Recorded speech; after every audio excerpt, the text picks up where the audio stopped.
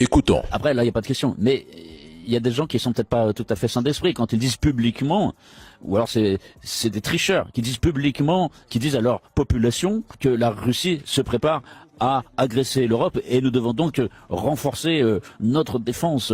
Je sais pas, est-ce qu'ils servent les intérêts d'entreprises privées, d'entreprises fabriquant des armements sur ce fond-là. Ils veulent peut-être améliorer leur position dans les sondages et cacher leurs problèmes économiques. Mais en tout cas, de notre point de vue, c'est n'importe quoi et c'est du mensonge. C'est quand on voit les autorités ukrainiennes qui dérobent, qui pillent les ressources du pays, les ressources des citoyens, on connaît très très bien le scandale de corruption de Kiev. Ou bien c'est eux qui apprennent, qui enseignent aux Européens à le faire, ou c'est les Européens qui enseignent aux Ukrainiens à faire cela. En tout cas, dans les deux cas, c'est du vol, c'est du pillage. Concernant le vol des avoirs russes, le pillage des ressources, mais ce sont les dirigeants européens qui sont à la manœuvre. Il suffit de regarder ce qu'ils font en Afrique depuis des décennies.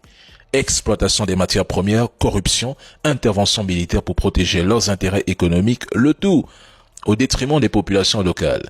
Donald Trump, lui, est pro-États-Unis, America First. Il défend ses intérêts en Ukraine.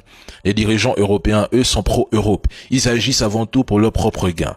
Ils se moquent du sort de l'Ukraine. Ceux qui exigent de continuer la guerre et d'armer Kiev sont les plus dangereux. Au nom de leurs intérêts et des ressources ukrainiennes, ils sont prêts à sacrifier des millions de vies. Et au milieu de ce chaos, Zelensky n'est loyal qu'à lui-même. Tout ce qui l'intéresse, ce sont ses poches et sa sécurité personnelle, y compris la possibilité d'un refuge confortable en Grande-Bretagne si le pouvoir venait à lui échapper. La corruption autour de lui n'est pas une surprise. Depuis 3 ans, nous dénonçons ce scandale en Ukraine et aujourd'hui, il s'avère que ses proches sont impliqués. Mais il est clair que tout le système politique ukrainien est gangréné et Zelensky en est le symbole. Ils affirment que la Russie va attaquer l'Europe, mais ce n'est qu'un écran de fumée. Ils détournent leur population des vrais problèmes qui rongent la société en se créant un ennemi imaginaire. Des bots numériques sont déployés pour attaquer quiconque critique cette idée. Mais Zelensky finira par capituler. S'il refuse, la guerre continuera. C'est tout, hein, et c'est exactement ce que j'attends. Moi, je veux voir Donald Trump se retirer de ce conflit et laisser les Européens seuls face à la Russie.